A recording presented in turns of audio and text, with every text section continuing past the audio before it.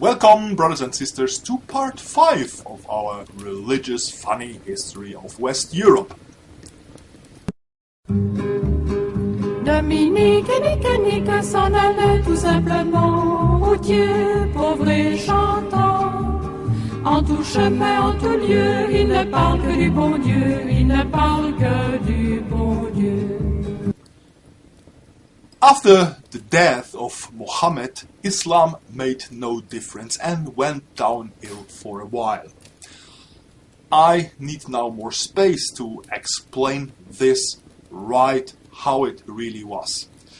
Therefore, follow me to my basement with my special hydraulic floor. Okay. Here we have a green wall. Green, the color of Islam, the color of hope. Green because in the desert after a rain everybody is happy to see some more green. So here again, Muhammad. Now he died and his successor became his father-in-law, Caliph Abu Bakr, followed by Umar, and then Uthman, and then already followed the famous Ali. So what happened now? Abu Bakr died after a short time, probably from poison. Umar was killed by 6 knife stabs in the belly. Uthman was killed by some heavy strokes on his head, and Ali was also stabbed to death. As the Islamists would say, they all died by a natural death.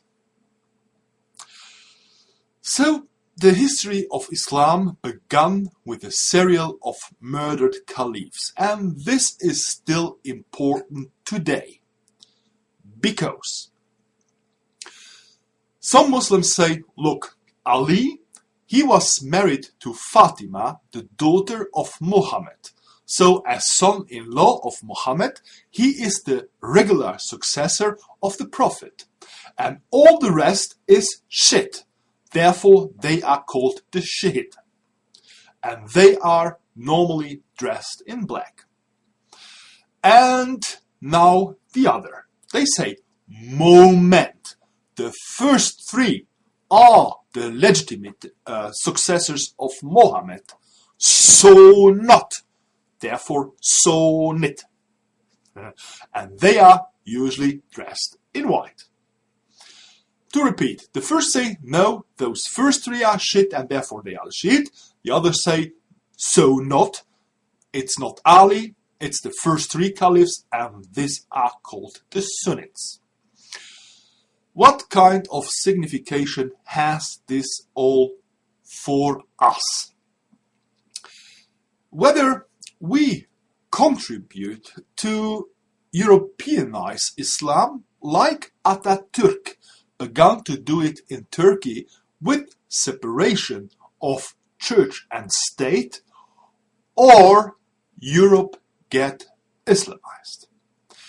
And yes, Europeans don't deliver children anymore, and immigrants have traditionally more children. Earlier and younger they have children. In 50 years, Muslim will have a 50% part on our population, and in 100 years, the Pope in Rome will sing from a minaret. Therefore, we have to resolve our inheritance dispute with Islam. Therefore, we have to go a secular, humanistic way and not build a so-called Christian evening land Western culture against Islam. Not harden the fronts on both sides, but meet together and build a common future.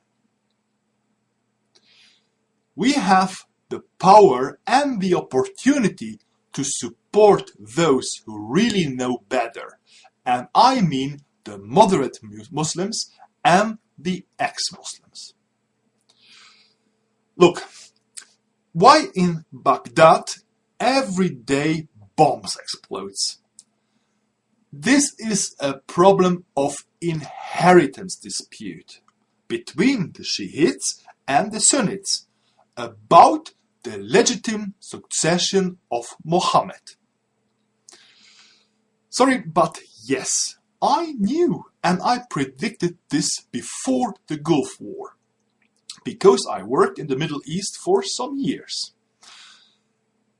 I knew if Bush goes down there and bombs Saddam Hussein away, he will have nothing won but a year-long civil war between Sunnite and Shiite.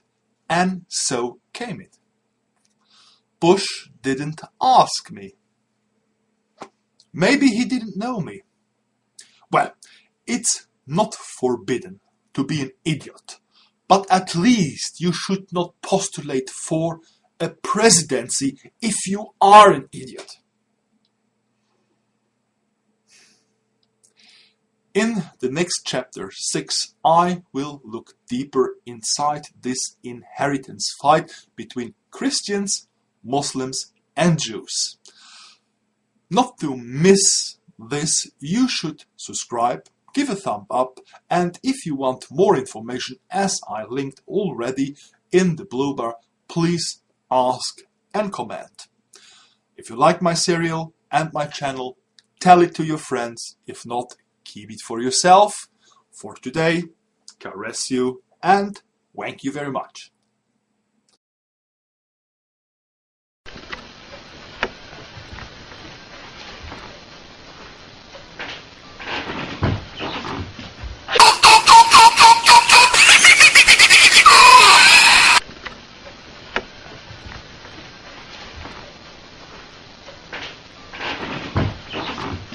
Hi guys, do you know that you can make a lot of money by taking survey? To learn the secret, you can click the link inside video description box below. surveysecret.co.cc. Allah says the real people of patience, you know what light at the end of the tunnel is there for them? They're going to get to see Allah. They're going to see the face of Allah. They're in pursuit of Allah's face. That's what gives them patience. That's what drives their power to be patient. When you and I are losing our patience, maybe we haven't found the right motivation to be patient yet. These ayat are offering that motivation. وَأَقَامُوا الصَّلَاةَ وَأَنْفَقُوا مِمَّا رَزَقْنَاهُمْ سِرًّا وَعَلَانِيَةً. And they establish the prayer and they spend from what we have given them secretly and openly. And then he says, وَيَبْرَؤُونَ بِالْحَسَنَةِ السَّيِّئَةِ. Such an awesome statement and so easy to say, so easy to remember, but so hard to live by. Wallahi, so hard to live by. He says they repel every bad thing that happens to them with something good. Bad stuff happens to us all the time. Things that test our patience happen to us all the time. These people that Allah is praising in this passage, Allah says their quality is when something bad happens, their immediate reaction is they do something good. They do something good and they heard some really nasty language, they say kind words in response. Something really horrible happened at work, they pray 2 extra rak'at. They do a good deed in response to a bad one. It's an incredible thing. You know, when somebody says something bad to you, what's your almost always reaction? You said 2 things to me? Let me tell you, my arsenal, I am far more equipped than you are. They do pop pop, you do prrrr, you know. That's what it is. This is not yadra'una, hasana bis-sayyi'ah. On the other hand, a sayyi'ah could also mean here, whenever they do a sin, immediately they nullify that sin by doing something good. You know what most people do when they do a sin? Oh, I'm so messed up. Might as well be a little more messed up. You just spiral downward. I'm in a rut already, might as well, go as far as I can take this. Right? But this is not the quality of these people.